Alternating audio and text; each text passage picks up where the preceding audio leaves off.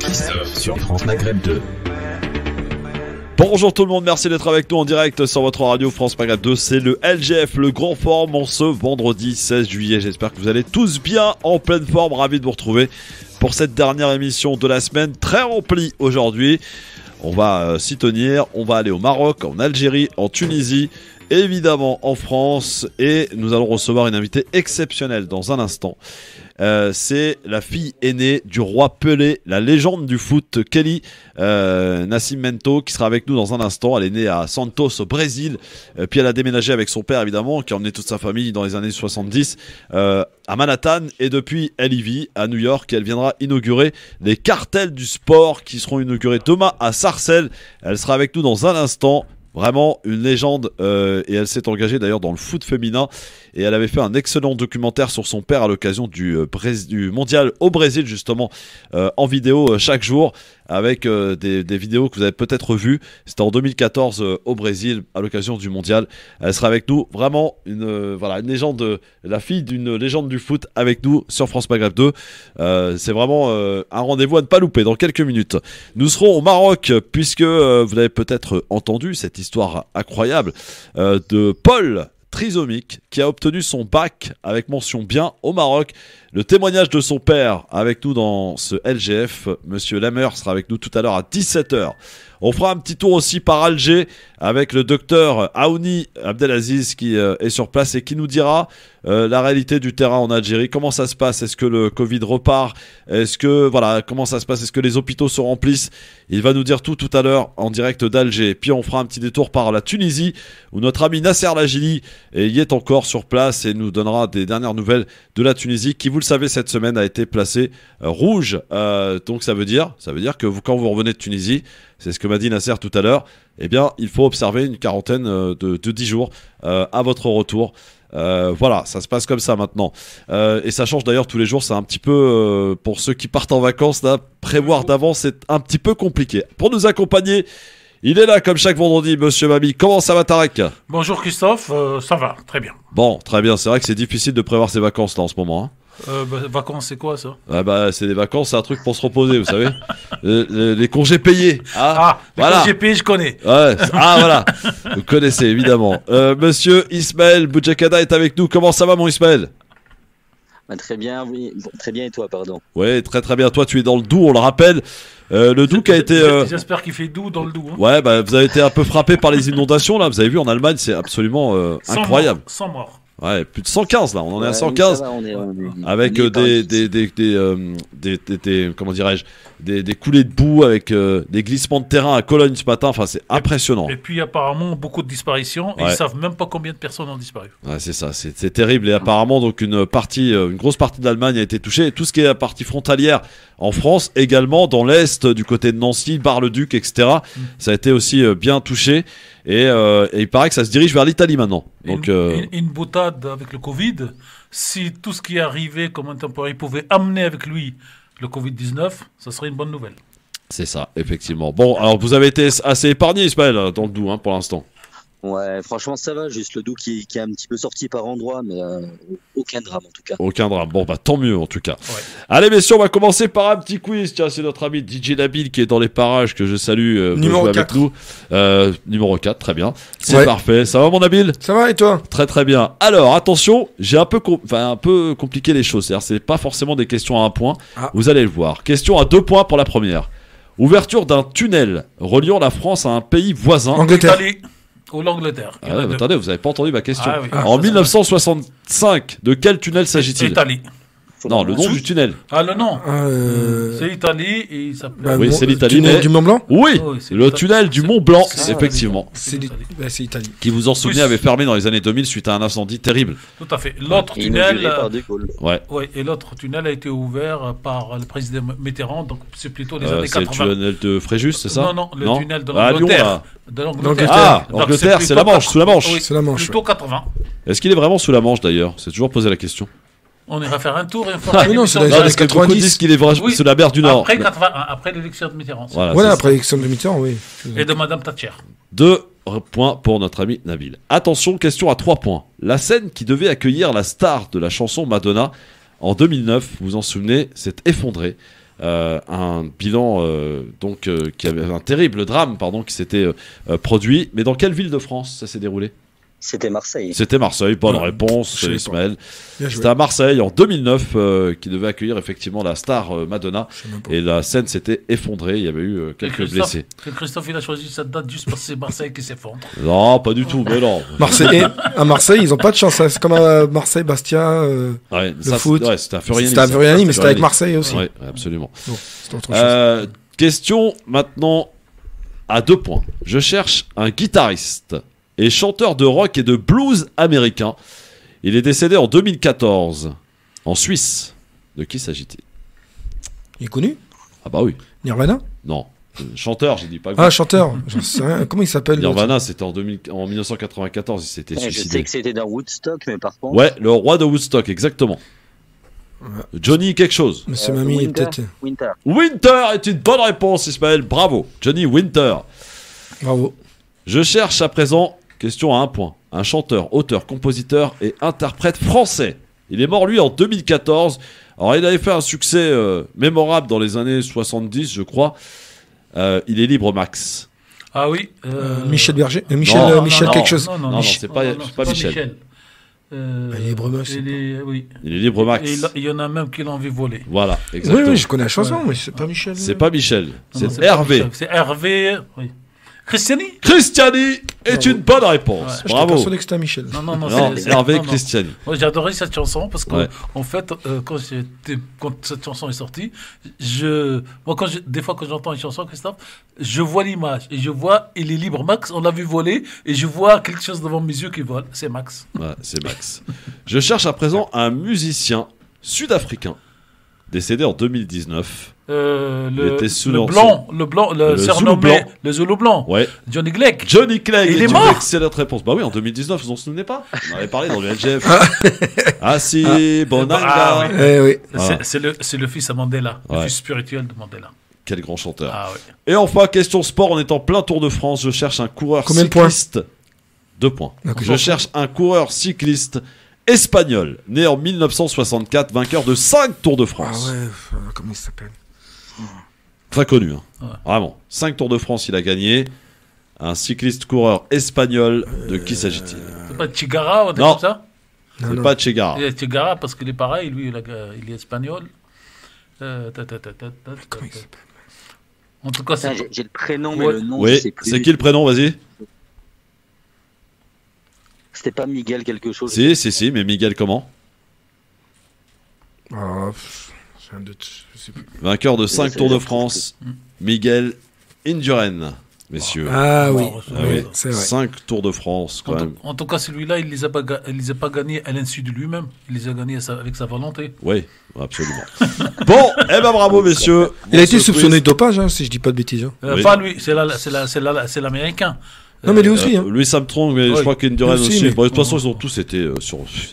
Ils ont tous, d'ailleurs, il y a eu des perquisitions encore cette nuit. Enfin, Il n'y a pas eu quelque chose là avec, en parlant de ça enfin, ça n'a rien à voir, mais là, le ministre là. Ministre Ah, c'est- Eric Dupont, il vient d'être mis en examen. Alors, est-ce que vous avez posé une question? En tant que ministre, on peut se faire mettre en examen? oui, bien sûr. Ah bon? Bien D'accord, sûr. ok, parce qu'il est Alors, ministre. juste il y a du temps de Premier ministre Balladur, il a dit que tout ministre mis en examen, coupable ou pas coupable, il doit démissionner. Macron n'avait pas dit la même chose? Non, il a dit qu'il le regardait. En fait, Macron, il a dit quand quelqu'un avait commis, qu'il a caché. Alors, et en plus, pour moi, je vous le dis tel que je pense, c'est une guéguerre entre les syndicats Bien de sûr. magistrats Bah, évidemment. et Bien le sûr. ministre, parce que quand il était ministre, il les a beaucoup insultés. Ouais. Et notamment, il les a traités de barbouzes de la République, de méthodes de voyous et de méthodes de cow-boy. Donc, quand ils peuvent lui rendre un petit peu, lui salir les 3 mois qui restent, Exactement. voilà. Donc, Donc là, il est en mise en Bien- examen. il est mis en examen, mais dans un an, il sera déclaré non coupable parce qu'il aura quitté le gouvernement. D'accord. Allez, reste avec nous dans un instant, notre invité arrive. Oui, la fille aînée du roi de la légende du foot, le roi Pelé, à tout de suite.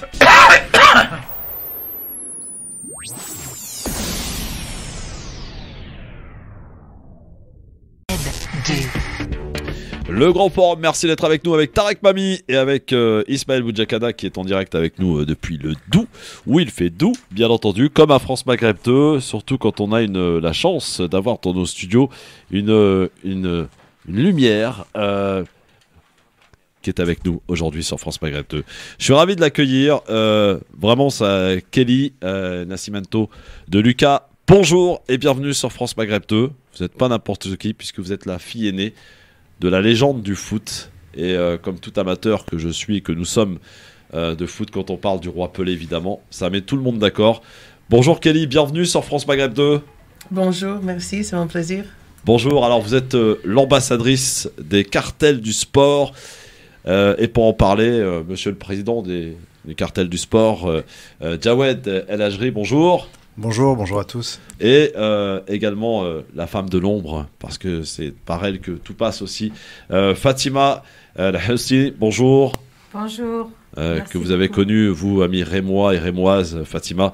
Voilà, qui a bifurqué un petit peu dans sa carrière, Fatima, maintenant. Tout à fait. Je fais de la politique autrement. La politique autrement, c'est très bien. Alors, Jawed, pour commencer, qu'est-ce que les cartels du sport qui vont être lancés, inaugurés demain à Sarcelles ? Bah écoutez, les cartels du sport, en fait, c'est parti d'une idée assez simple. Le concept Tech Ball que je promeus a pour vocation à réunir les gens. Qu'est-ce que le Tech Ball ? Le Tech Ball est un nouvel équipement sportif de proximité qui s'apparente à une table de ping-pong incurvée sur laquelle on pratique 5 sports, mais qui a surtout la particularité d'avoir des pratiques mixtes, intergénérationnelles et inclusives. D'accord. Alors ça sera lancé demain.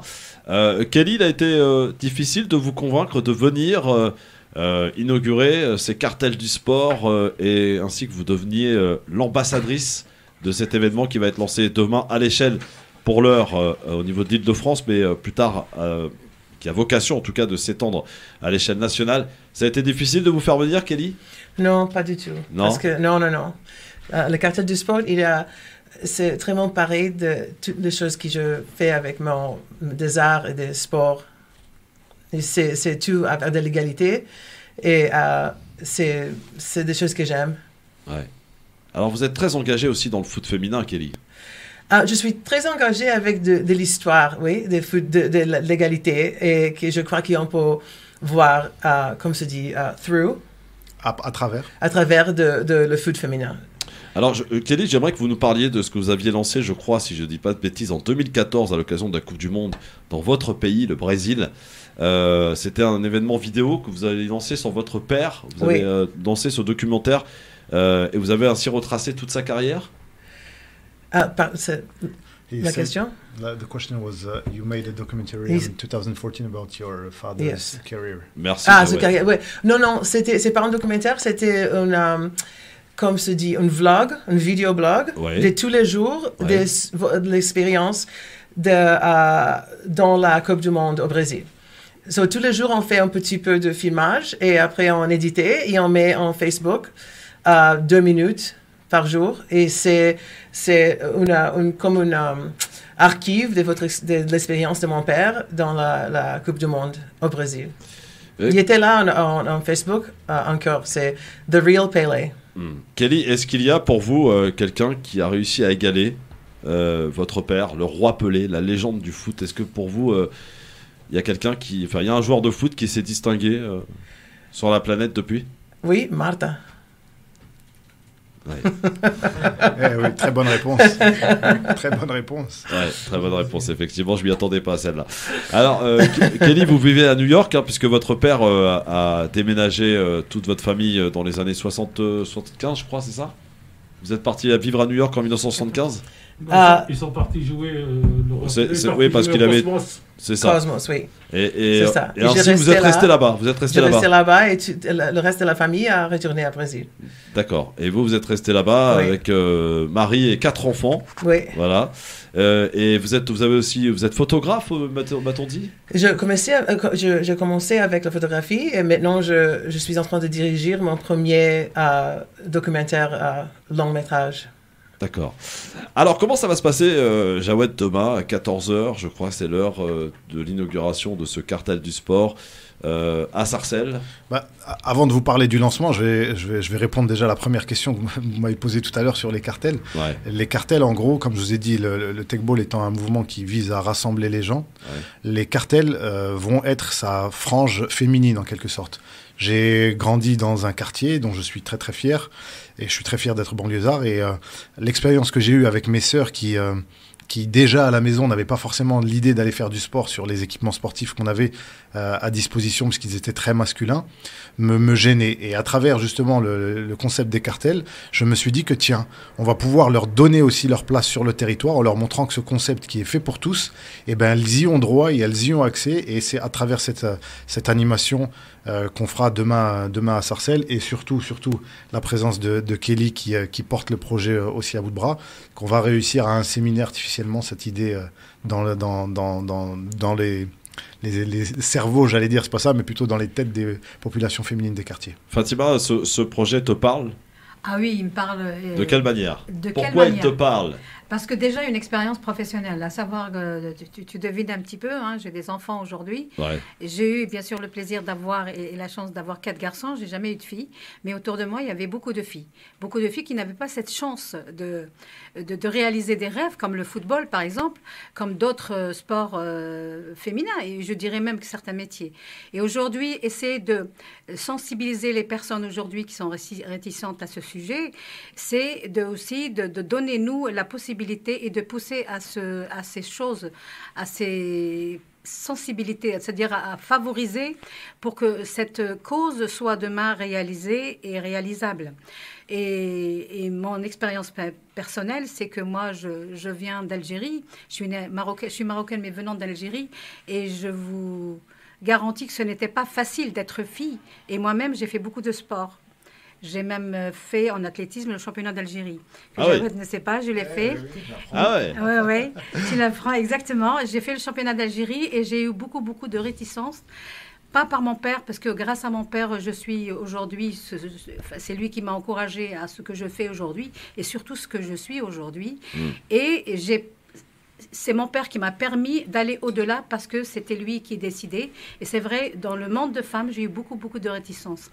C'est pas seulement le monde masculin, c'est surtout et aussi c'est-à-dire cette culture, voilà. ces mentalités qui restent figées autour de la femme. La femme voilà, son rôle, c'est d'être femme, d'être mère et de subvenir un petit peu à la maison, etc. Mais elle n'a pas la possibilité d'aller s'exprimer à l'extérieur, faire du sport, devenir un grand chef d'entreprise, etc. Donc ça, c'est la cause. Et c'est pour ça, quand Jawed m'a parlé, on a évoqué ensemble les cartels du sport, je le trouve complètement en adéquation aujourd'hui avec ce qu'on doit faire. Et la fondation de Kelly, qui travaille sur la question des femmes, sur l'inclusion des femmes par le sport, nous parle aussi, et c'est un point commun qui doit demain être, on doit avancer ensemble. Et c'est pour ça, aujourd'hui, quand je vois ça, et je remercie Kelly, qui est une grande amie et que j'estime énormément, et une sœur, qui m'a suivie sans... Dès que je lui ai posé la question, elle m'a dit, j'y vais. Donc voilà, aujourd'hui, on doit se faire, on doit aller de l'avant, on doit aller chercher les bonnes mentalités et réaliser, c'est grâce à des fédérations, à des personnes comme Jawed, comme Kelly, comme d'autres, que nous allons demain réaliser de très belles choses en direction des femmes. Alors c'est ouvert à tous, évidemment? Alors, ouvert à toutes les populations féminines, oui, effectivement. D'accord, c'est ouvert à toutes les populations féminines. Demain, inauguration. Alors, pour l'instant, c'est à l'échelle de la région Île-de-France. Vous êtes soutenu, je crois, par la présidente de la région? Oui, exactement. Madame Valérie Pécresse. Exactement, et pour être totalement transparent, cette idée, quand je vous parlais de challenge, c'est justement dans les locaux de la région qu'on m'a challengé sur cette idée-là, en me disant comment vous faites pour faire en sorte que les filles se retrouvent à réoccuper, on va dire, l'espace public. Et tout est né, tout est né de là. Mais pour étayer un peu le propos de Madame Elaoussine, c'est évidemment culturel. Je suis un enfant issu de la diversité. Je vous ai cité l'exemple de mes sœurs tout à l'heure. Et je sais que cet exemple-là, il est vécu dans énormément de familles. Ouais. Et on a besoin justement de casser un peu ces codes-là et ces clichés. Donc vraiment, j'invite toutes les femmes, quelles que soient leurs conditions, de venir demain et découvrir un peu tout cela avec nous. Kelly Nascimento, on va parler un peu de foot. Qu'est-ce que vous avez ressenti en 2014 lorsque le Brésil s'est fait durement battre par l'Allemagne 7-1? Ça a été violent quand même. Pas bon. Ah ouais, pas bon, ouais. Non, c'est pas bon. Le Brésil, l'équipe du Brésil, c'est plus ce que c'était quand même. C'est plus que maintenant? Ouais, maintenant, ouais. Maintenant, c'est bon, c'est très bien. C'est malheureusement a perdu pour Argentine le final, mais il a pas. C'est le premier jeu qu'il perd dans la Europa Cup, la Copa América. Copa América. Ouais. Et c'est pas mal. Mais je suis vraiment excited pour voir qu'est-ce qu'il fait dans la Coupe du Monde. C'est une bonne équipe, je crois, et j'aime Tite. Je sais pas, il y a beaucoup de gens qui aiment. Il y a toujours beaucoup de gens qui disent qu'il n'est pas bon, et toujours beaucoup de gens qui aiment, mais je l'aime. Vous suivez évidemment de très près. Alors vous savez qu'ici en France, dans le championnat français, il y a une équipe qui s'appelle le Paris Saint-Germain, et on a le grand Neymar qui joue chez nous. Oui, et Marquinhos. Ouais. Marquinhos aussi, effectivement. Voilà. Les Brésiliens d'ailleurs aiment beaucoup venir en France, et en particulier à Paris. Pourquoi? C'est une ville où on se sent bien quand on est brésilien à Paris? Bon, je crois, oui. Bon, je crois que je peux parler de tout Brésilien, mais moi, j'aime la France, toute la France, oui. Et j'aime tous les Français, même quand il y a beaucoup de gens, les Américains n'aiment pas beaucoup, assez comme les Brésiliens, mais on aime tous les Français, oui.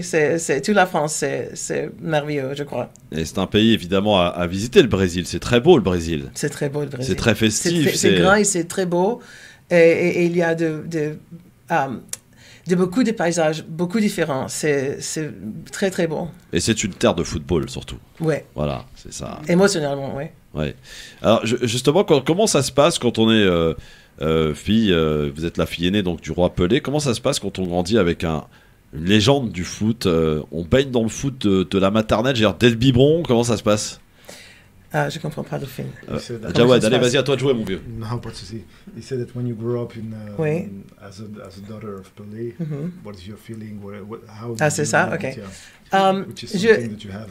Oui, j'ai une réponse pour ça qui ne sait pas lequel tout le monde veut, mais je ne sais pas, c'est comme être la fille de quelqu'un d'autre. Et pour moi, c'était la vie, c'était le monde normal, anormal. So, je n'ai pas de, comme se dit, complaints. Oui, de plaindre, elle n'a pas à se plaindre, mais... Complaint, I have no complaints. elle n'a pas à se plaindre de la vie qu'elle a eue, mais si je peux me permettre un peu d'étayer la chose, puisqu'on en a discuté justement avec Kelly, elle me disait que très souvent, elle a l'impression de décevoir les gens quand on parle de son père, parce qu'elle a eu une vie normale avec un papa. Évidemment, un papa qui était connu de partout, mais elle n'a pas comment dirais-je, d'anecdotes croustillantes à donner ni quoi que ce soit, parce qu'elle a eu l'impression de vivre simplement son enfance avec un papa. D'accord, non, mais ça c'est bien, ça veut dire que voilà, c'était une véritable star, et il a quand même offert à ses enfants une vie normale, quoi. Je veux dire, voilà, c'était pas les paillettes, quoi. Très bien. Alors, les cartels du sport, ça démarre demain. C'est inauguré à Sarcelles. C'est au stade. Au complexe Nelson Mandela. Nelson Mandela. On invite tout le monde à venir. C'est à partir de 14h. Est-ce qu'il y a des réseaux sociaux sur lesquels on va pouvoir suivre cet événement, cher Jawad? Oui. Vous avez des pages sur tous les réseaux sociaux, les cartels du sport, et vous allez pouvoir suivre ça. Ça va se passer comment? Alors, est-ce qu'il va y avoir des matchs? Comment ça va se passer? Non. L'idée, encore une fois, c'est de pouvoir montrer aux femmes des quartiers qu'elles ont toute leur place, et notamment sur la connotation sportive dans les quartiers. Donc, vous allez avoir un certain nombre de tables du concept Tech Ball qui seront mises à disposition, sur lesquelles elles auront la possibilité de jouer sur les 5 pratiques. Elles auront des animatrices qui seront là pour leur montrer comment faire. Et après, l'idée, c'est qu'elles s'approprient la chose, comme ça se passe très souvent sur les animations Tech Ball. Très bien.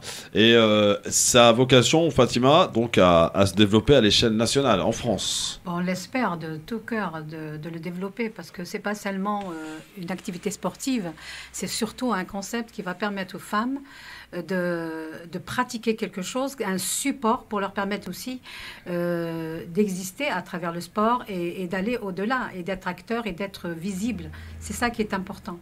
C'est au-delà de l'activité, au-delà du sport. Et on l'espère parce que c'est aussi un sport intergénérationnel.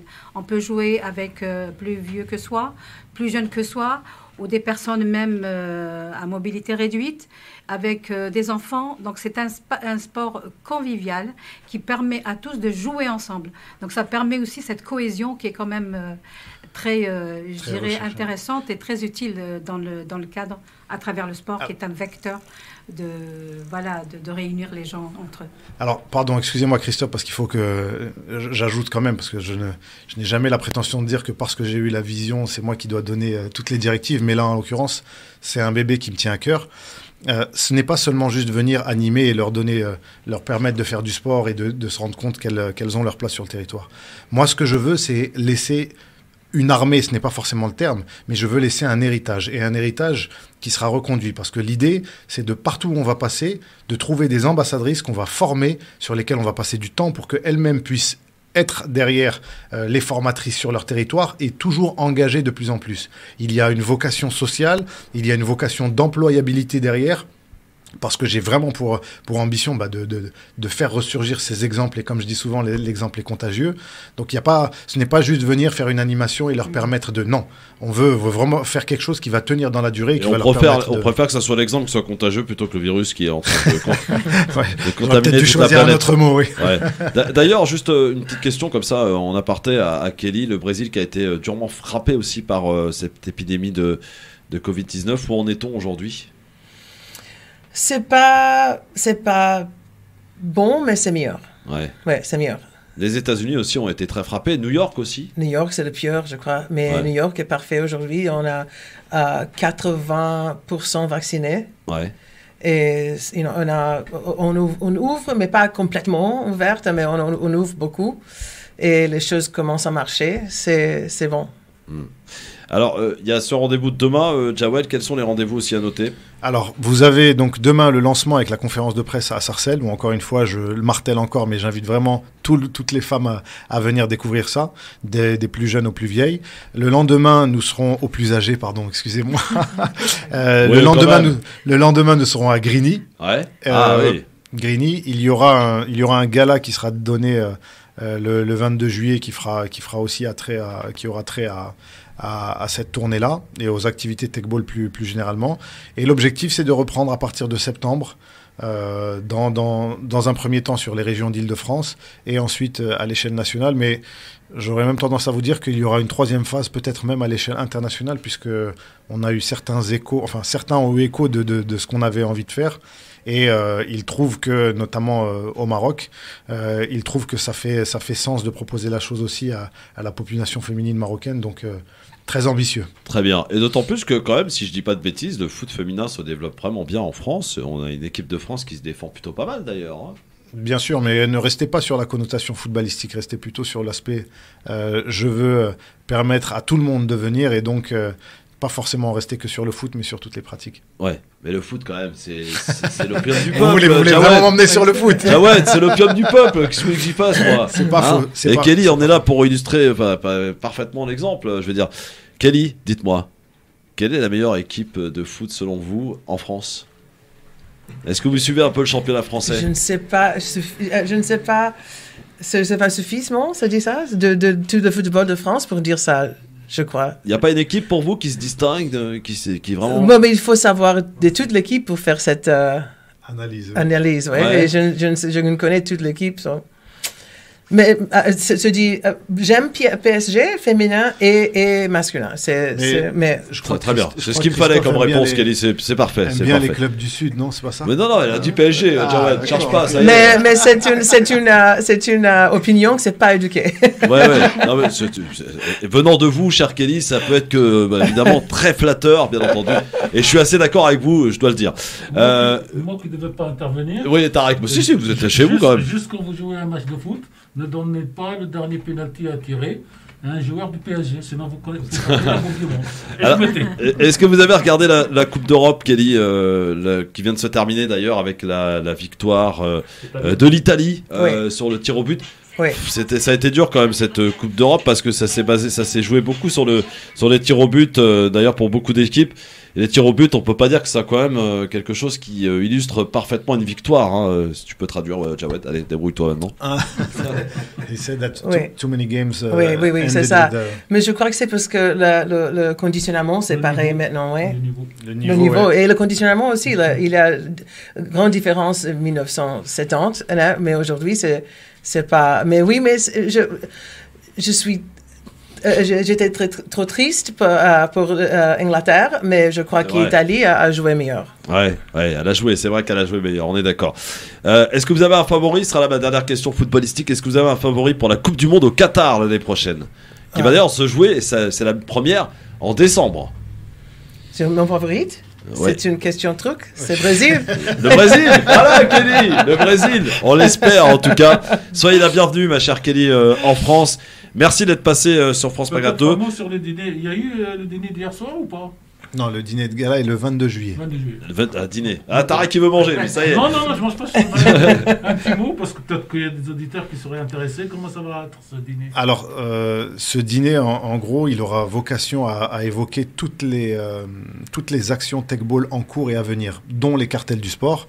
Mais il y a une autre action qui est aujourd'hui effectuée avec la ministre de la Ville, Nadia Haye, qui s'appelle le Tech Ball Tour, qui est un tournoi solidaire des quartiers que je mène et c'est ce qui explique un peu le fait que je n'ai pas beaucoup de sommeil en ce moment.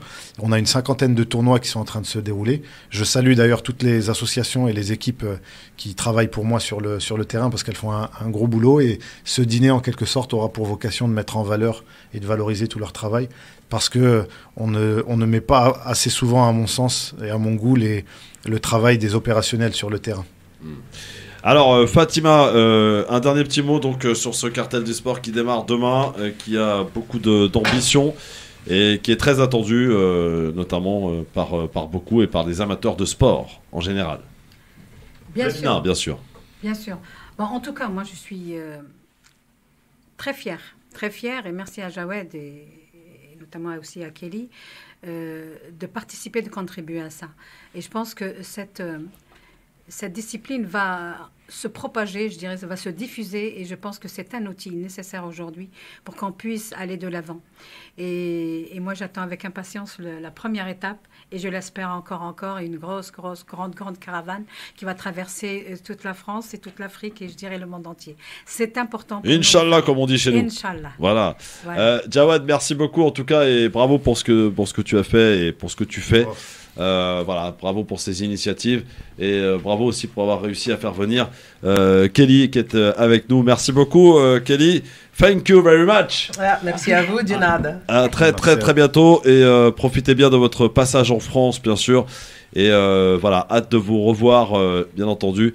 C'est vrai que j'ai juste envie de vous dire merci voilà, pour ce qui a été votre père, une légende du foot qui a fait rêver beaucoup de gens à travers la planète et qui a donné aussi l'envie à beaucoup de gens et beaucoup de joueurs aujourd'hui professionnels de devenir footballeurs. Voilà, il a apporté énormément et je crois que s'il y en a un qui met tout le monde d'accord, c'est bien votre père, le roi Pelé. Voilà, merci beaucoup Kelly. Merci, c'est très gentil. À très bientôt. Merci à tous les trois et bon cartel demain. Du sport, 14h demain Sarcelles au complexe Nelson Mandela. Nelson Mandela, comment puis-je l'oublier? Merci beaucoup. Et rendez-vous bien entendu demain 14h. Bon, cartel du sport à tous, merci à vous. Dans un instant, on va changer littéralement de sujet puisqu'on va partir au Maroc avec le témoignage du père de Paul. Paul est un trisomique qui a obtenu le bac avec mention bien. Il nous expliquera comment ça s'est passé. Oui, on peut être trisomique et obtenir le bac et c'est ça qu'il faut retenir. À tout de suite.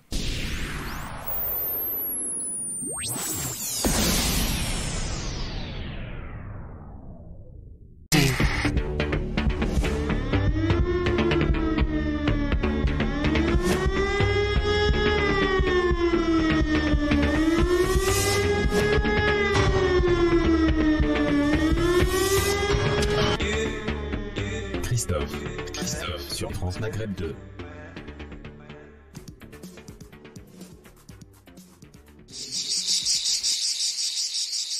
C'est l'été sur France Maghreb 2.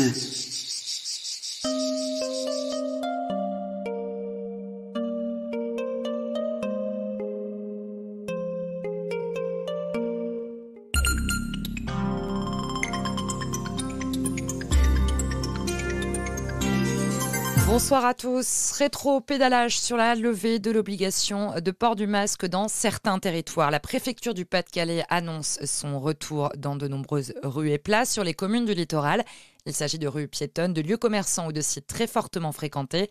Dans les Pyrénées-Orientales, ça va plus loin encore. Le masque redevient obligatoire dans tout l'espace public, excepté sur la plage. Il n'y a pas lieu pour le moment de proposer une 3e dose de vaccin contre le coronavirus à l'ensemble de la population. C'est ce qu'estime aujourd'hui la Haute Autorité de Santé, faute de données disponibles. Une 3e dose qui pourrait en revanche concerner les plus vulnérables et les plus âgés. Emmanuel Macron avait annoncé lundi soir que les personnes vaccinées au début de l'année recevraient une nouvelle dose à la rentrée. Jean Castex renouvelle toute sa confiance à Éric Dupond-Moretti. Réaction dans un communiqué du Premier ministre à la mise en examen du garde des Sceaux. Il est poursuivi pour prise illégale d'intérêt. La décision lui a été notifiée à l'issue de son audition par la Cour de justice de la République. Ce sont les intempéries les plus meurtrières en Europe depuis plus de 20 ans. Les inondations ravagent l'Allemagne, la Belgique, le Luxembourg et les Pays-Bas. Le dernier bilan fait état de 115 morts. C'est l'Allemagne qui paye le plus lourd tribut avec 103 morts. Ce matin, un glissement de terrain a emporté plusieurs maisons près de Cologne. En France, il ne reste plus que 8 départements en alerte orange pour des risques de crues. L'alerte est levée dans l'Ain, le Doubs et la Haute-Saône. Elle est maintenue en revanche du nord à l'Alsace en passant par les Ardennes et la Meuse et jusqu'à la Saône-et-Loire. Et puis à quelques heures de la fin de la phase principale de Parcoursup, près de 9 lycéens sur 10 ont déjà trouvé une réponse à leur vœu de poursuite d'études supérieures. D'après le ministère de l'Enseignement supérieur, la plateforme a été beaucoup plus rapide que l'an dernier. 91 000 candidats restent néanmoins en attente d'affectation alors que la phase principale se termine à minuit. Voilà pour ce qu'on pouvait retenir de l'actualité. Très belle fin d'après-midi à tous. France Maghreb 2, France Maghreb 2. France Maghreb 2, service, info, musique, divertissement. France Maghreb 2. France Maghreb. Merci d'être avec nous en direct dans le LGF qui se poursuit et qui continue évidemment. Ce fut très très intéressant. Voilà, en tout cas on a parlé de sport. Le cartel des sports s'est lancé donc demain, vous le savez, à Sarcelles à partir de 14h. Dans cette prochaine heure, nous irons dans un instant en Algérie avec le docteur Aouni Abdelaziz qui sera avec nous dans un instant pour nous donner un petit peu la situation du Covid en Algérie. Nous serons aussi en Tunisie avec notre ami Nasser Lajili pour parler aussi de la Tunisie avec... D'ailleurs, on avait parlé la semaine dernière que toute la Tunisie était confinée. En fait, non, c'est pas toute la Tunisie. C'est quelques gouvernorats, notamment le gouvernorat de Tunis qui sera confiné demain une nouvelle fois. Demain, tout le week-end.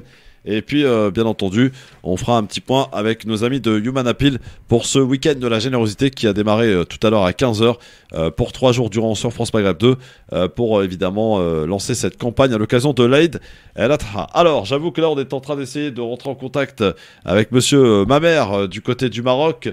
On va peut-être retenter notre liaison du côté du Maroc pour parler de Paul. Paul est ce jeune trisomique qui a obtenu son bac mention bien. C'est d'ailleurs une excellente performance et on va demander à son papa qui a la gentillesse de nous accorder cette interview, de nous expliquer comment ça s'est passé et voilà, en tout cas bravo à lui déjà dans un premier temps à Paul donc qui a obtenu son bac avec mention bien au Maroc. Voilà, alors où en est-on? Est-ce que monsieur Mamère est avec nous? On va essayer de le rappeler tout de suite. Notre ami Ismaël Boudjekada est aussi avec nous, je crois. Voilà, bon, on est en direct live, hein, les enfants. Donc c'est comme ça, voilà, avec tous les aléas, bien entendu, que cela implique. Mon cher Tarek, tout va bien? Ça roule. Bon, tout va bien. C'était impressionnant quand même d'avoir Kelly là à côté de nous quand même. La légende du foot, enfin la fille de la légende du foot. Hein, c'est un peu comme vos enfants plus tard, ils diront voilà, vous étiez la légende, la fille de la légende de la radio. Toute proportion gardée. Ouais. Mais moi, ce qui m'a impressionné, c'est l'impression qu'elle n'a pas, qu'elle n'est pas la fille d'une star. Ouais, c'est ça. Ça veut dire que ce monsieur doit être tellement simple dans sa vie qu'il se comporte comme n'importe qui, pas comme beaucoup de frimeurs, où dès qu'ils ont un poste de ministre, dès qu'ils ont un peu d'argent, ils deviennent, j'allais dire, des personnalités éloignées de la vie de leurs enfants. Je ne vais pas citer de dernier exemple que nous vivons en France dans la souffrance des enfants, mais le père Pelé a été aussi, cher Christophe, ministre des Sports pendant plusieurs années au Brésil, et il a été surtout un envoyé spécial de l'ONU dans plusieurs endroits pour aider la jeunesse. Et donc c'est bien d'avoir un papa comme ça, comme celui-là en tout cas. Et c'est bien d'être la fille de quelqu'un de normal. La preuve, une fille qui prend l'avion, qui vient donc des États-Unis, de New York, juste pour passer quelques minutes avec nous ici à la radio et pour passer donc demain une après-midi avec les jeunes des banlieues. Et ce qui est extraordinaire dans cette opération de cartel, c'est que si vous voulez, c'est France Maghreb 2 et quelques autres radios qui vont en parler, et toutes les radios et toutes les télévisions, surtout du buzz et de la pseudo-information qui est donc de l'opinion, comme je le dis maintenant depuis un moment, ne la reçoivent pas. Alors que cette fille, cette association, mériterait bien 1 heure sur telle ou telle TV d'information continue, et ça permettra peut-être de comprendre que dans ce pays, les énergies se conjuguent. Voilà. Très bien. Donc on est heureux de l'avoir reçu, nous, ici à France Maghreb 2. Ah oui. Alors, est-ce qu'on est bien parti du côté du Maroc? Je crois qu'on est en train d'établir la liaison avec le Maroc. On sera dans un instant avec l'Algérie. Voilà. Et puis avec la Tunisie. Voilà. Alors, on est avec Monsieur Mamère, je crois. Oui, tout à fait. Bonjour Monsieur Mamère. Bienvenue sur France Maghreb 2 en direct. Alors, on parlait donc de votre fils Paul, Oui. qui est trisomique, c'est ça? Oui. Voilà. C'est ça. Et qui a obtenu donc son bac avec mention bien au Maroc. Alors expliquez-nous un petit peu, est-ce que Paul a bénéficié d'abord d'un enseignement particulier durant toute sa scolarité? Comment ça s'est passé? Ben écoutez, avant moi, il y a d'abord Paul qui a la parole. Oui, Paul, qu'est-ce que tu as à dire? Chers auditeurs de la radio Maghreb, bonjour, je suis Paul, ma mère Larbi. Je suis tu es porteur de trisomie 21. Où est-ce que tu as été scolarisé, Paul? J'ai été scolarisé dans des établissements français du Maroc, AFE, ce qui signifie Agence d'enseignement français à l'étranger. D'accord. Vous avez vu que, bon, parfois, peut-être Paul a besoin d'un tout petit peu plus de temps pour pouvoir répondre. Et c'est peut-être là une difficulté qu'il y a pour des personnes comme nous qui vont dans un débit qui est très très rapide, un tout petit peu lent, plus lent son débit, et puis qui demande non pas une prise en charge, mais une prise en compte. Oui, donc je peux vous parler un tout petit peu de son parcours. Est-ce qu'il y avait des questions précises que vous aviez au préalable? Est-ce qu'il a bénéficié justement d'un enseignement particulier? Comment ça s'est passé pour justement ce que Paul puisse recevoir l'instruction et surtout arriver à ce but qui est d'obtenir ce bac?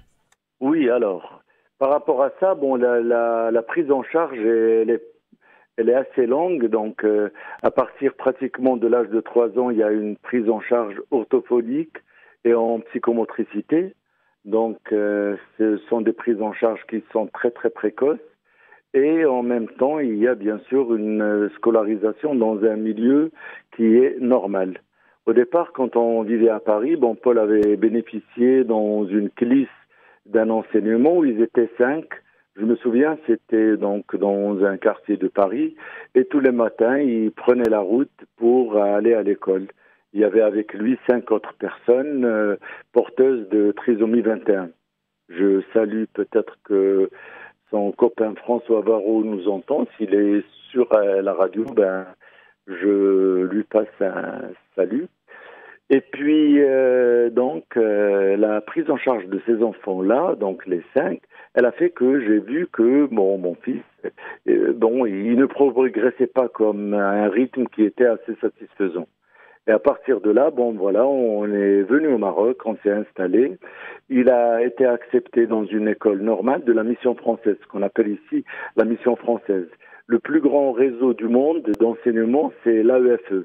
C'est l'Agence française de l'enseignement à l'étranger. Ouais. Donc, dans chaque pays, il y a ces écoles-là. Donc, dans chaque pays, il y a des lycées français, il y a des collèges français, il y a des écoles françaises. Et c'est le rayonnement de l'enseignement français un peu partout à travers le monde.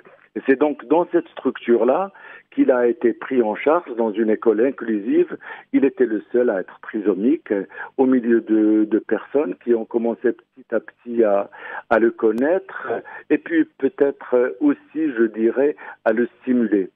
Il a été stimulé d'abord parce que il était invité, il a été stimulé parce que il y avait le contact avec des personnes qui sont comme vous et moi et non pas des personnes qui ont des difficultés et un retard en psychomotricité et autres. Ouais. Et c'est dans ce cadre-là que c'est inscrit donc sa scolarité, où il a été donc à l'école primaire, comme vous et moi. Ce qu'on lui a toujours accordé, c'était un temps supplémentaire. C'est-à-dire que le bac, par exemple, qu'il a obtenu aujourd'hui, cette année, avec une mention bien, est exactement le même bac qui est passé, que l'on passe sur l'Académie de Bordeaux. Le Maroc dépend de l'Académie de Bordeaux. D'accord. Et c'est exactement ce bac-là qu'il a eu. D'accord. Et donc, il a bénéficié... Pardon, qu'il a eu un peu plus de temps. C'est-à-dire que les épreuves qui duraient, par exemple, 2 heures, pour lui, c'était 3 heures. Il y a ce qu'on appelle un tiers-temps. Il a plus de temps. C'est tout.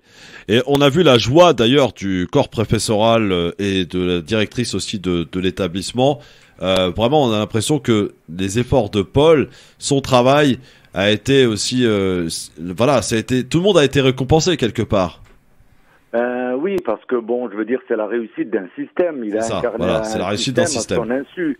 C'est-à-dire que l'école inclusive, on n'y a pas trop cru. Paul a été devant un certain nombre de difficultés, très très très grandes difficultés parfois, par exemple pour les maths, pour beaucoup de matières, bon, peu importe, mais bon, voilà, il y avait des difficultés qui ont demandé des efforts, et bon, on a eu des moments de doute, et puis après on a eu des moments de joie, et c'était très très très long, mais bon, voilà. Bon, en tout cas, monsieur Mamère, le système, l'AEFE, qui a réussi donc cette expérience de l'école inclusive que l'on commence maintenant à généraliser un peu partout dans le monde. En tout cas, peu partout dans le monde maintenant, on commence à inclure des personnes qui ont un handicap, et on épargne à ses parents donc je ne sais pas, la tristesse, le malaise d'avoir l'enfant qui ne correspond pas ou ne relève pas de la structure. Qu'est-ce qu'il veut faire maintenant pouvoir dire à toute personne, bon, voilà, Monsieur Mamère, on est un peu pris par le temps, pardon. Qu'est-ce qu'il veut faire maintenant, Paul, après le bac?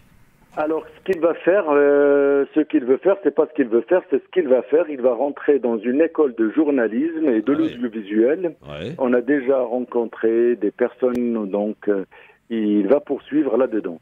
Et son but, ça va être à la fois de travailler dans cette famille qu'il aime beaucoup, qui est celle du journalisme, et il va, d'une façon générale, lui-même produire des petites choses à droite et à gauche, que ça soit peut-être à travers tout ce qui est radio, ou tout ce qui peut être télé, ou tout ce qui peut être aussi presse écrite. Presse écrite. Donc, eh bien, écoutez, un futur journaliste, donc à la personne de Paul, encore bravo à vous, bravo à tout le corps professoral, et surtout un grand bravo à Paul, voilà, qui a obtenu, donc je rappelle, ce bac avec mention bien. Merci beaucoup, monsieur Mamère, pour votre témoignage, il était important. On vous remercie et on vous dit aussi merci à vous d'avoir porté cette voix un peu haut, et on peut retrouver donc ce parcours de Paul sur la page officielle de l'ambassade de France au Maroc, et si on pouvait lui rendre un petit hommage, ça nous ferait énormément plaisir. Ça sera fait. Merci beaucoup en tout cas, cher monsieur. Merci beaucoup et à très bientôt sur France Maghreb 2. Voilà, ça c'est un bel exemple, hein, cher Tarek. Un bel exemple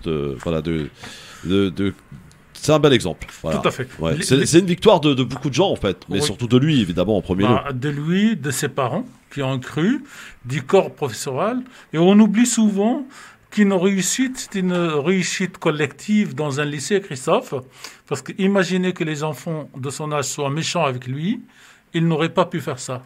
Mais vous avez aussi des enfants qui se sentent proches, qui se sentent frères de ce genre d'élèves avec un handicap à la naissance, et qui permet donc de réussir. Donc bravo à Paul, bravo à, donc il s'appelle Paul, faut retenir ce nom, Paul Larbi Mamère, et faut donc féliciter son père, et on est content pour lui. Parce que, et en plus, il sait ce qu'il veut. J'espère pour lui qu'il finira par faire son rêve, par réaliser son rêve. Absolument, et on espère qu'il deviendra un futur grand journaliste comme monsieur Tarek Pabi, par exemple. Voilà. Ismaël est toujours avec nous ou pas, Ismaël ? Toujours. Ah, d'accord, tu es très assidu aujourd'hui. Voilà, et nous sommes, je crois, avec monsieur Aouni Abdelaziz, docteur, médecin à Alger. Bonsoir, docteur. Bonsoir, Monsieur Christophe, c'est ça? C'est ça, c'est bien cela. Bonsoir, monsieur Abdelaziz Aouni. Je précise que vous, alors, si je ne dis pas de bêtises, vous étiez médecin en France et vous avez fait le choix de partir en Algérie. Oui, je suis rentré en 2000, exactement en 2012. D'accord, et vous là, avez... j'ai un cabinet à Port-de-Loup, à l'est d'Alger. Voilà, Très bien. J'exerce la médecine générale. Voilà. Et d'ailleurs, c'est bien parce que c'est souvent l'inverse qui se produit, malheureusement, j'ai envie de dire, où des médecins font leurs études en Algérie et ensuite quittent le territoire pour aller faire carrière ailleurs. Et vous avez fait l'inverse, donc ça méritait quand même d'être salué, c'est très bien. Alors, cher docteur, vous le savez, le monde est confronté à une épidémie qui s'appelle la Covid-19, qui empoisonne la vie de tous les citoyens de la planète, j'ai envie de dire. L'Algérie qui a fait le choix de fermer ses frontières dès le début, au mois de mars 2020, qui l'a réouvert partiellement, mais alors très partiellement, il y a peu. Les chiffres que l'on a à disposition, vous allez peut-être nous les confirmer, malheureusement ça repart à la hausse alors que l'Algérie s'était presque débarrassée de cette épidémie. Oui, effectivement, le gouvernement il a pris une sage décision de fermer toutes les frontières. Malheureusement, ce n'est pas une situation qu'on peut gérer vraiment facilement parce que prévenir ou isoler le monde, l'Algérie du monde à cause du virus, c'est vraiment un casse-tête. Et donc la réouverture partielle il y a un mois ou un mois et demi, donc ça permet l'augmentation à nouveau des cas. Et voilà, là on vit une situation un peu inquiétante. Je dirais pas vraiment catastrophique, parce qu'il faut voir par rapport à nos voisins, le Maroc, la Tunisie, la moyenne par semaine, c'est la Tunisie, ils sont à 7000, le Maroc à 2000 et quelques, et en Algérie, on est à 800 cas moyenne par semaine. Donc la situation, même si elle est inquiétante, elle n'est pas vraiment catastrophique. Et au niveau des hôpitaux, docteur, au niveau des hôpitaux, ça donne quoi? Au niveau des hôpitaux, les hôpitaux ils sont saturés. Je vous dis franchement, ils sont saturés parce que le système, même avant Covid, c'était un système sanitaire fragile, quoi. Donc, ce qui fait une légère augmentation sature vite fait le système sanitaire. D'accord. Alors, docteur, un petit mot pour celles et ceux, et on peut les comprendre en même temps, qui ont été agacés par les décisions du gouvernement algérien de vouloir fermer. Beaucoup de gens ont été empêchés de ne pas pouvoir se rendre en Algérie pour aller voir leur famille. Qu'est-ce que vous avez à leur dire? Nous, on a été de ceux à dire ici que c'était du bon sens, quoi. Parce qu'effectivement, quand on est en Algérie, mais on peut parler de la Tunisie et du Maroc, le système de santé est évidemment beaucoup moins développé qu'ici en France, par exemple, d'aller peut-être prendre le risque, j'allais dire, de faire venir une épidémie, c'était faire prendre le risque à la population algérienne de l'arrivée de ce virus. Donc, qu'est-ce que vous pouvez dire à tous ces gens qui ont critiqué quand même assez durement les autorités algériennes par rapport à ce choix? Bien sûr. Allez-y, docteur, on vous écoute. Docteur? Allô, oui, oui, oui, je vous en prie. Donc, vous avez tout à fait raison d'évoquer ce point, et c'est un point très sensible. Et malheureusement, alors moi je pense en tant que médecin, il ne faut pas céder aux caprices des gens. Il y a une urgence, et l'urgence, et les directives, c'est la conjoncture qui les dicte. La conjoncture économique, la conjoncture stratégique et surtout sanitaire. La comité savante, elle a décidé que du moment qu'on a un système sanitaire fragile, il vaut mieux se protéger et bloquer les frontières. Moi, je demande à mes compatriotes et au monde entier de respecter ces directives. C'est pas de la politique, je suis pas pro-gouvernement, je n'ai jamais été politisé, mais c'est juste pour dire une certaine vérité. Certainement, il y a certains gens qui ne vont pas être d'accord avec ces mesures, ça se comprend, mais il faut vraiment avoir la patience et vraiment être vraiment sage sur ce point. C'est pas vraiment l'époque où la conjoncture, c'est la conjoncture qui dicte ce qu'on doit faire. Ouais, bien sûr. C'est pas vraiment l'époque où on doit voyager. Alors, bougez pas, docteur. On se fait une petite page de pub et on sera avec vous. Tarek Pami et Ismaël Boudjakadak sont avec moi. Ont certainement des questions. Puis si les auditeurs souhaitent nous appeler pour avoir des questions à poser au docteur depuis Alger, voilà, c'est quand même bien d'avoir quelqu'un qui est sur place pour nous donner la réalité du terrain. Docteur Aouni, vous avez encore quelques minutes à nous accorder, le temps qu'on se fasse une petite pub. Et puis on sera avec vous dans un instant. À tout de suite.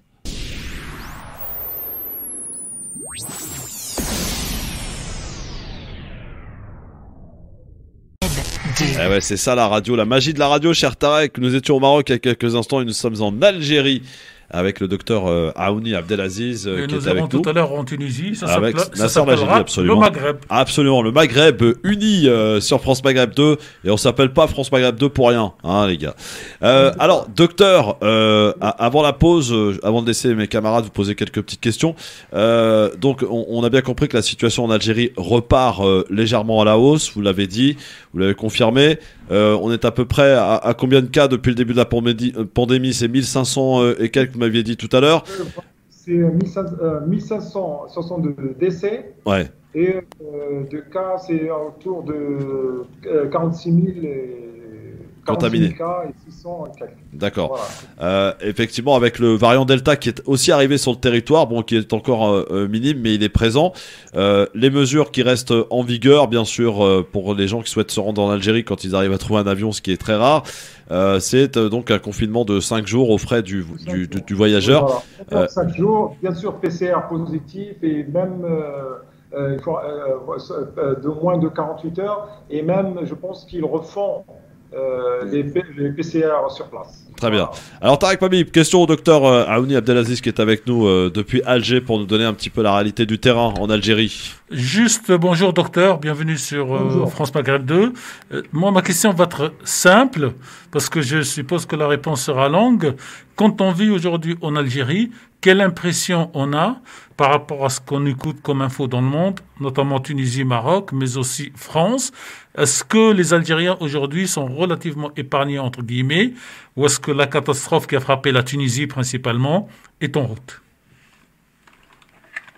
Ça, relativement oui, parce que c'est le message que nous, on utilise en tant que médecin, en tant que professionnel de santé, de dire que, relativiser, que dire que, bon, alhamdoulilah, c'est vrai, on est un peu en situation critique parce que notre système sanitaire, il est un peu saturé, mais lorsqu'on regarde nos voisins, qui sont dans une situation économique et même sanitaire plus avancée que nous, donc on dit, voilà, c'est là où il faut vraiment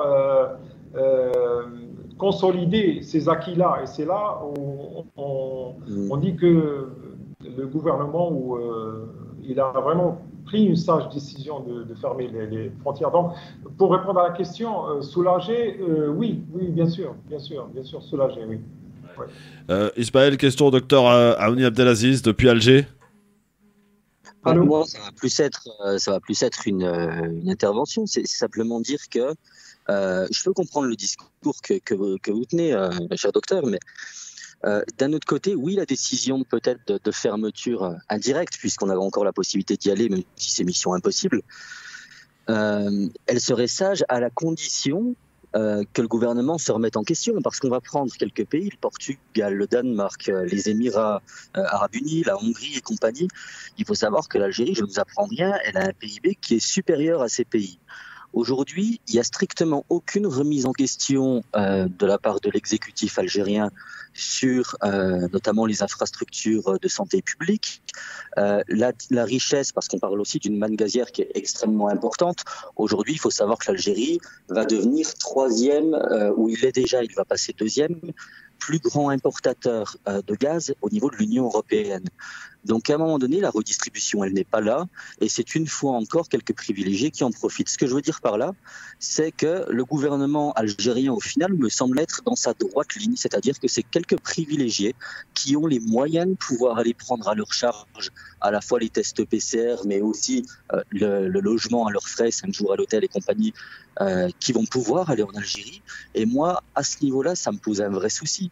C'est-à-dire que vous, en tant que médecin aujourd'hui, on vous envoie au front avec des infrastructures qui ne sont absolument pas adaptées. Vous le reconnaissez. Puis d'ailleurs, vous avez eu le courage de retourner travailler dans un pays. Notre système de santé il est fragile, même avant le Covid.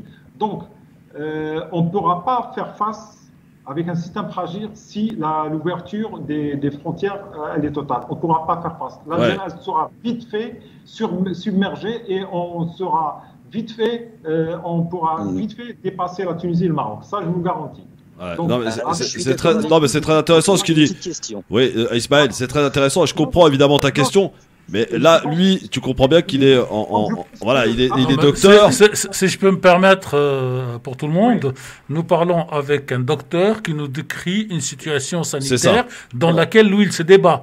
Donc nous, question politique. Je ne pointe absolument pas du doigt la responsabilité du médecin. Non, je sais. Donc nous, moi j'aurais pu parler de la situation politique de l'Algérie, le Hirak, les élections. Mais disons aujourd'hui, ce qui intéresse l'auditeur de France Maghreb 2, c'est quelle est la situation du citoyen algérien face au Covid et on lui dit que ressent l'Algérien de France qui a envie d'aller en Algérie, qui ne peut pas. Parce que là, on parle aux citoyens, on parle aux docteurs, on ne parle pas aux responsables politiques. Et je vous promets, cher Smaël, le jour où nous aurons le ministre de la Santé sur cette antenne algérienne, s'il accepte, là, on fera de la politique. Bien sûr, mais en même temps cette question est tout à fait légitime. C'est vrai que quand on est un pays, qui plus est l'Algérie, qui est quand même un pays riche, de se faire dépasser de la sorte par une épidémie alors qu'on a un système de santé qui a été quand même placé aux oubliettes.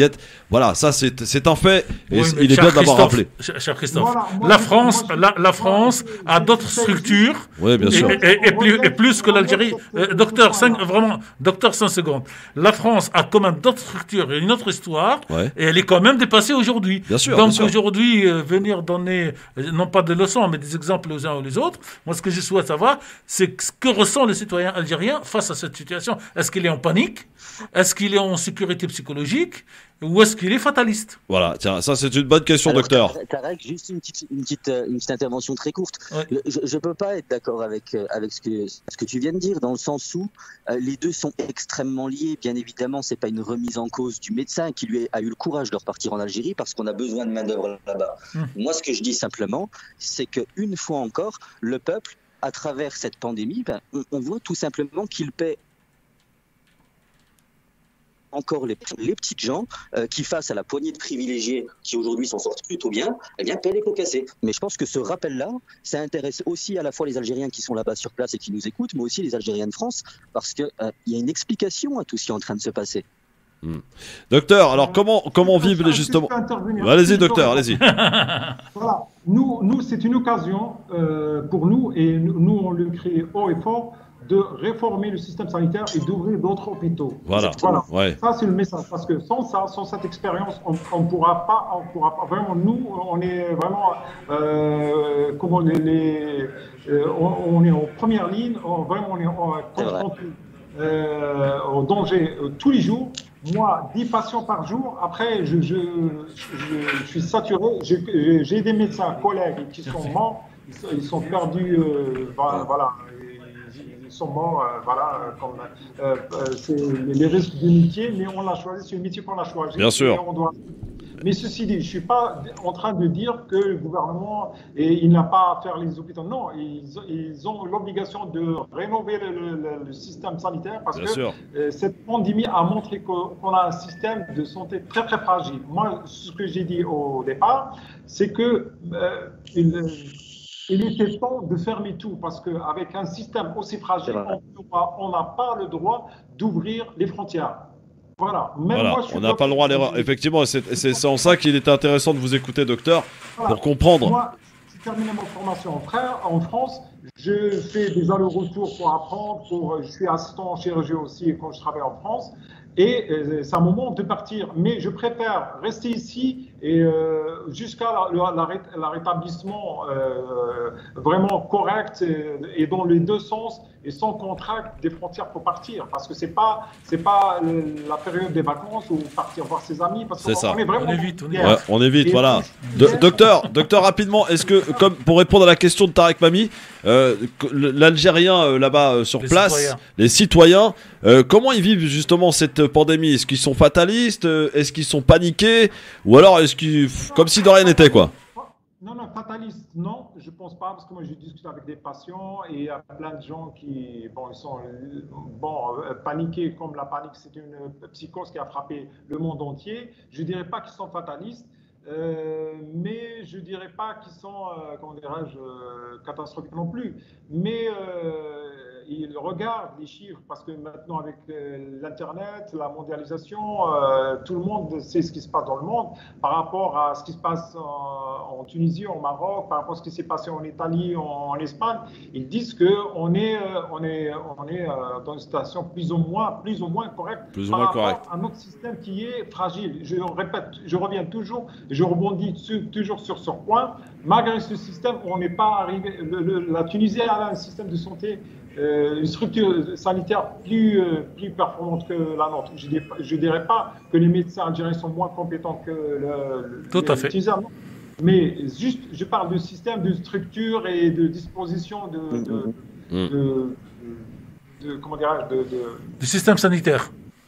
Voilà, du système sanitaire. Et malgré ça, comme leur situation, leur mode économique dépend de l'extérieur, dépend du tourisme, ils sont submergés. Voilà, c'est le point que j'essaie de... Merci beaucoup, docteur Aouni Abdelaziz. En tout cas, merci pour votre bravoure et pour le fait d'être de l'autre côté de la frontière. C'est ça. C'est ça qui est essentiel pour chacun de nous. Ouais, mais bravo en tout cas, parce que, comme je disais tout à l'heure, beaucoup ont fait le choix de partir d'Algérie pour aller faire carrière ailleurs, et vous avez fait le processus inverse. Et bravo en tout cas, parce que voilà, l'Algérie a besoin de gens comme vous, de médecins comme vous en tout cas. Merci beaucoup Aouni, et si vous le voulez bien, on vous appellera assez régulièrement pour prendre un petit peu le parfum, le poumon. Je suis à votre disposition, et ça fait partie de notre combat aussi de véhiculer une image, je dirais pas pro-gouvernement, ni d'une image réelle. Parce que une image réelle, voilà, c'est ce qui nous intéresse nous ici, effectivement. Les gens, ils ont une vision un peu déformée de tout ce qui se passe de l'Algérie, non. Il faut le dire, le gouvernement il a pris une décision vraiment courageuse. Et bon, je ne parle pas d'autres décisions, mais sur ça, sur la fermeture des frontières, en tout cas, ça a été très sage selon vous. Merci beaucoup, docteur. Voilà, on s'est compris. Merci beaucoup, Texa. Merci, à bientôt. Merci beaucoup. Voilà, non mais c'était important en tout cas d'avoir le docteur depuis Alger. Parce que c'est vrai qu'on entend beaucoup de choses. On retiendra, je vous ai compris. Oui, je vous ai compris, c'est ça, exactement. Alors Jamel qui est avec nous, salut mon Jamel. Il est où, Jamel? Bon, il est parti. Alors, mais c'était très intéressant votre échange, Tarek et Ismaël, parce que c'est vrai, il a raison, Ismaël. L'Algérie, c'est un pays riche quand même. Les systèmes de santé catastrophiques en Algérie. Et le docteur le disait, le système de santé tunisien est beaucoup plus performant, en tout cas structuré. Et pourtant, vous voyez, avec les catastrophismes. Il a lâché. Et voilà. Mais pourquoi? Parce que effectivement, la Tunisie, comme le rappelait le docteur, comme tout le monde le sait, dépend économiquement aussi du tourisme, etc. Donc l'arrivée des gens qui... Des recettes qui viennent de l'extérieur et pas de la production hydrocarbures ou industrie ou autre. Exactement, ce qui fait évidemment la différence. Mais c'est vrai que voilà, l'Algérie a un système de santé très très très faible. Et en même temps, on peut comprendre la colère, Tarek, de ceux qui peuvent pas retourner voir leur famille depuis 1 an et demi, 2 ans, qu'on les empêche quelque part. Et c'est peut-être là d'ailleurs, peut-être que ça a été peut-être pas forcément habile de dire on réouvre les frontières avec cette quarantaine, etc. Non, mais Christophe, on a dit pour la France. Ils auraient dû rester fermés. Voilà, c'est ce que j'allais dire. Rester fermés. Voilà, bravo. Parce que quand on est politique, quelle que soit la décision que vous prenez, vous avez toujours, comme dit l'autre, 50%. Nabil, vous avez toujours 50% contre. Comme ils ont ouvert, que c'est reparti, on les a critiqués, et s'ils n'avaient pas ouvert du tout, on les aurait quand même critiqués. Et donc, cette situation fait qu'il n'y a pas de bonne solution. Peut-être qu'à partir d'aujourd'hui, cher Christophe, moi, je commencerai à parler de la moins mauvaise des situations en France, au Maghreb, Tunisie, Algérie, Maroc et dans le monde. Parce que si vous voulez, il y a des pays, le pays qui s'en sort, entre guillemets, aujourd'hui, parce qu'il a à la fois la structure médicale nécessaire et la personne qu'il faut, c'est l'Allemagne avec Mme Merkel. Et je me rappelle très bien, cher Christophe, qu'il y a une étude européenne qui dit que les pays qui sont dirigés par des femmes politiques, s'en sortent mieux que les pays qui sont dirigés par des hommes politiques. Peut-être parce que les femmes, quand elles prennent des décisions, c'est comme si elles prenaient des décisions pour leur famille, pour leurs enfants, alors que les hommes sont plutôt dans la technocratie et dans moi tu vu, moi je sais. Et donc peut-être qu'on dira à partir d'aujourd'hui quelle est la situation, elle est moins pire. C'est ça, effectivement. Alors on essaie de joindre notre ami Nasser Lajili qui est sur place lui en Tunisie. Qui nous a donné un petit peu déjà quelques éléments. Alors c'est vrai que je viens d'avoir les chiffres. Je viens d'avoir les chiffres donc des atteintes aujourd'hui. Ouais. Bah c'est une catastrophe. Alors Tunis, Nabeul et Nasser ou pas un troisième gouvernorat sont très forts. Il y a le gouvernorat de notre ami Aman Qadmi Gafsa où il y a le moins d'atteintes. Alors en fait, on ne sait pas aujourd'hui si la chaleur repousse ou pas, parce que la Tunisie aujourd'hui, il fait chaud. On est autour de 40 degrés. Ouais. Et alors, ça c'est important ce que vous dites, Tarek, parce qu'on a beaucoup dit oui la chaleur, etc. Bah visiblement non. On est à 40 degrés et la chaleur tape et pourtant le virus continue. Et en Tunisie, vous aviez posé la question au docteur en Algérie, cher Christophe. En Tunisie, le delta s'est installé. Ouais. Et donc le delta aujourd'hui, alors qu'en Algérie, il est encore minime. Voilà. Et donc, je sais pas. Sincèrement, c'est pour ça que j'ai posé aussi la question, est-ce qu'on est fataliste? Est-ce qu'on attend? Est-ce que on dit il y a moins de morts qu'en Tunisie et en Algérie, donc ça va un peu mieux? Et est-ce qu'effectivement les richesses du pays permettent ou pas? Je rappelle juste que l'Algérie vient d'envoyer 2 avions cargo, 250 000 doses dans le frigo de vaccins en Tunisie. Il faut avoir les moyens d'avoir acheté ces vaccins pour pouvoir les offrir gratuitement. C'est bien. Ça aussi, il faut le dire. Non, mais la solidarité est quand même importante aussi à saluer, cher Tarek, par rapport à la Tunisie. Et il y a même une information boutade, moi, qui m'a à la fois réchauffé le cœur et fait un peu sourire. La Mauritanie, cher Christophe, elle n'a pas de produits médicaux à envoyer. Elle a envoyé 2 avions de poissons frais, j'allais dire pêchés, la journée même, pour venir d'une certaine manière à l'aide au marché commercial tunisien. Donc chacun, avec le cœur, doit donner ce qu'il peut. L'essentiel, c'est la solidarité. Exactement. Et la solidarité, en tout cas, elle s'est témoignée aussi sur France Maghreb 2 avec cette émission spéciale mercredi dernier. Et cet appel de l'ambassade tunisienne qui appelle tous les Tunisiens de France à participer et à leurs amis de donner, aussi d'apporter, évidemment ça peut être tout ce qui est appareil médical, etc. Je sais qu'on manque d'oxygène, il y a plein de choses, il y a toute une liste en tout cas qui est disponible et que tous les Tunisiens peuvent se procurer pour répondre à l'appel de l'ambassade de Tunisie. Il y a aussi l'Arabie Saoudite qui a apporté de l'aide, les Émirats, il y a beaucoup de pays, le Maroc, la Libye, la Suisse. Donc c'est bien, la solidarité quand même fonctionne et ça c'est bien. Alors il y a un autre problème politique, Christophe. On ne peut pas voir applaudir la démocratie qui est arrivée en Tunisie en 2011 et ne pas donner les moyens financiers pour que cette démocratie s'installe.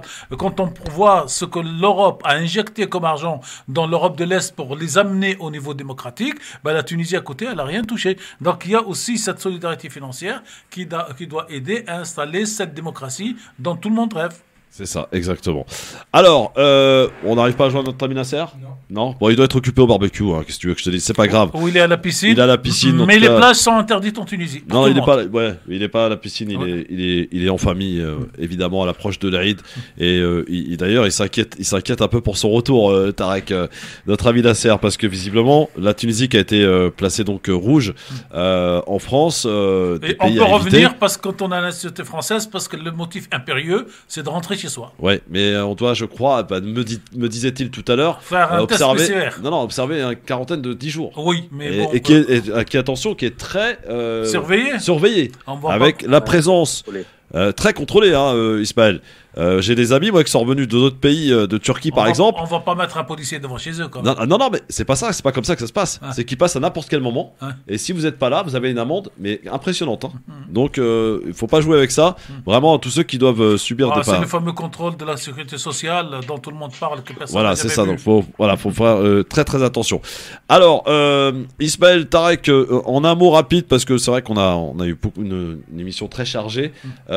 Ismaël, je vais laisser Ismaël qui n'a pas beaucoup parlé. Oui, Ismaël, est-ce que tu peux nous donner ta réaction au discours d'Emmanuel Macron lundi et donc ce qu'on a appelé nous ici, peut-être à tort, je ne sais pas, cette vaccination obligatoire déguisée? Oui, non, mais bien sûr, mais moi justement, j'ai réagi aussi sur les réseaux directement après l'intervention. Moi personnellement, je suis scandalisé, surtout quand je vois d'ailleurs, je vais me permettre, vous l'avez remarqué, hein, je prends le costume quand je viens sur France Maghreb 2 du chroniqueur un peu tatillon et c'est volontaire. Mais l'idée aujourd'hui, c'est quand même de dire que il y a un sondage qui est sorti après les annonces de Macron qui dit que 68% des Français veulent se faire vacciner. Enfin, ils sont d'accord en tous les cas avec Macron. Moi, ce que je dis, c'est que dans ce cas-là, pourquoi avoir besoin de faire pression sur les 32% restants alors même qu'on n'a que 41% de Français qui aujourd'hui sont vaccinés? Commençons par vacciner les 68% de courageux qui acceptent cette expérience médicale, puisqu'on rappelle quand même que sur les 4 phases habituelles, donc que doit, on va dire, parcourir un vaccin avant d'être mis sur le marché, on n'en est qu'à la 3e, donc il y a 50% du taf qui a été fait, et qu'à côté de ça, ce vaccin dispose d'une autorisation de mise sur le marché temporaire. Donc l'idée, c'est de se dire que cette pression sociale, qui est en violation même de tous les textes à la fois nationaux, mais surtout européens, elle n'est absolument pas justifiée si, comme les sondeurs cherchent à nous le faire croire, 68% des Français sont en accord avec Macron. Donc pour moi, l'état de droit se perd petit à petit, et l'urgence sanitaire ne justifie pas tout. Merci beaucoup Ismaël, on va se quitter aujourd'hui puisque dans un instant... Juste sur ce mot, je suis d'accord avec lui sur l'analyse. Bien sûr. À quelque chose près, c'est qu'on a quand même enregistré 2 millions de personnes. Oui, un peu plus même. Non, mais restons à 2 millions. Donc 2 millions, ça fait énorme. Et le lendemain, il y a 800 000. Donc peut-être que les 68% vont y aller. J'allais dire, moi, je suis pour la liberté de choix. Je suis contre l'obligation de la vaccination. Je suis contre l'obligation de la vaccination déguisée. C'est comme ça qu'on l'a appelé ici. Mais si la majorité de la population considère qu'il faut qu'elle se fasse vacciner, c'est son droit, mais on ne peut pas obliger les 32 qui ne sont pas pour, ou qui ne sont pas mûrs, ou qui n'acceptent pas, à le faire de force. Très bien, alors Ismaël, je te disais merci beaucoup, parce qu'on sera dans un instant avec Human Appeal, donc le week-end de la générosité. À très vite mon Ismaël, je t'embrasse et à très bientôt sur France Maghreb 2.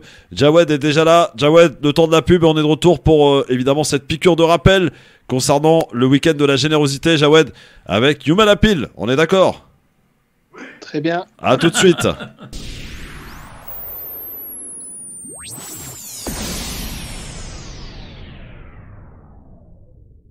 Et pour terminer ce grand forum, vous le savez, chers Tarek, chers amis auditrices, auditeurs, on a ouvert tout à l'heure à 15h le week-end de la générosité avec notre partenaire Human Appeal, et nous sommes avec Jawed Jafali, qui est le responsable de Human Appeal en Ile-de-France. Jawed, alors, rappelle-nous, mon cher Jawed, ce pourquoi les auditeurs et auditrices de France Maghreb 2 doivent impérativement participer à cette campagne de Aïd al-Adha. Alors, je salue les auditeurs et les auditrices de France Maghreb 2 et je les informe que nous avons lancé une grande campagne de Eid al-Adha à Human Appeal. Nous allons intervenir dans 9 pays et je les invite à nous rejoindre en allant visiter nos sites internet, nous visiter sur les réseaux sociaux et appeler au 42 46 36 pour pouvoir financer un sacrifice qui sera distribué dans les pays où nous intervenons. Effectivement, dans les 9 pays, alors 42, 46, 36, 36, 42, 46, 36, 36, qui restent évidemment à votre disposition tout au long de ce week-end et même au-delà. Et évidemment, les sites internet Human Appeal et appelhumanitaire.fr pour participer donc à ce week-end de la générosité. Il est bon de rappeler, chers Tarek, chers amis auditeurs, qu'effectivement l'Aïd approche et que on n'a peut-être pas la possibilité de faire son sacrifice forcément, et peut-être le donner à une organisation humanitaire comme Human Appeal pour qu'il puisse en faire bénéficier des gens qui mangent de la viande qu'une fois par an, voire même peut-être encore moins. C'est peut-être une bonne chose aussi. Alors, puis que la récompense est aussi, Samy nous le dira tout à l'heure, est aussi importante. 2 informations, donc l'Aïd c'est mardi prochain, décidé par toutes les autorités musulmanes de France et même d'Arabie Saoudite. Donc vous aurez Christophe pour toute la matinée de vendredi comme de mardi comme tous les ans. Et surtout, Human Appeal et les autres ONG rappellent qu'un don de 5 €, de 10 € est utile, et ne dites pas, moi je peux pas payer les 120 € pour un mouton ou pour un agneau entier ou pour une chèvre, donc je peux pas. Donner ce que vous pouvez, 5, 10, 20, 30 €, tout ça, ça rentre dans la caisse centrale de Zakat de Human Appeal et nos autres ONG, et Et ça fera donc un sourire sur le visage des enfants. Il n'y a pas de petit don, Jawed, c'est ce que nous dit Tarek là. Absolument, il n'y a pas de petit don. Il faut vraiment participer avec les moyens qu'on a, chacun, chacune, et apporter sa pierre à l'édifice et permettre à des enfants, des familles de pouvoir passer un Eid dans les meilleures conditions. Très bien, merci beaucoup Jawed. On rappelle donc les sites internet Human Appeal et le site surtout appelhumanitaire.fr et le 42 46 36 36 01 42 46 36 36. Brahim qui sera avec Samir Abdel tout à l'heure et tout au long du week-end évidemment avec l'ami et l'excellent Medjahed qui est un très bon ambassadeur pour les week-ends de la générosité. Tout au long de ce week-end on va vous rappeler et Human Appeal vous rappellera avec les différents intervenants les différentes actions que vous faites sur le terrain et au quotidien, j'ai envie de dire. Merci beaucoup mon Jawed et bonne soirée. Merci à vous, bonne soirée à tous. Merci beaucoup. Cher Tarek, un dernier petit mot peut-être, je crois que vous vouliez dire quelque chose avant de terminer. Moi, je veux juste dire que dans la vie, on ne perd que les batailles qu'on ne mène pas. Donc, quelles que soient les difficultés face auxquelles nous sommes, et j'en ai connu quelques-unes de par aujourd'hui mon expérience, mon âge, il ne faut jamais baisser les bras. Quand vous avez une difficulté, vous dites, alors pour les croyants, donc ils disent avec la force et avec l'aide d'Allah, on y va. Pour ceux qui ne sont pas croyants, il y en a, ils disent, on lève les manches et on y va. Mais il ne faut jamais, devant une situation, quelle que soit sa difficulté, et il y en a, pour les uns et les autres, faut jamais baisser les bras et être fataliste et dire c'était destiné, c'était écrit. Non, rien n'est écrit. Pour les religions, encore une fois, il dit aide-toi et Allah t'aidera. Pour les autres, il dit construis ta maison et tu habiteras et tu n'auras pas la pluie quand il pleuvra. Bon, eh bien très bien, merci beaucoup cher Tarek. Bon week-end à vous sur France Maghreb 2. On se retrouve lundi à partir de 16h pour le LGF. Bon week-end de la générosité avec Human Appeal. Dans un instant, Samir Abdel pour l'émission Parler Islam, la dernière avant l'Aïd al-Adha, qui effectivement sera célébrée dans tout le monde musulman ce mardi. Bon week-end à tous, prenez soin de vous, faites attention à vous évidemment et restez branchés fidèlement France Maghreb 2, on vous en remercie. Bonne soirée.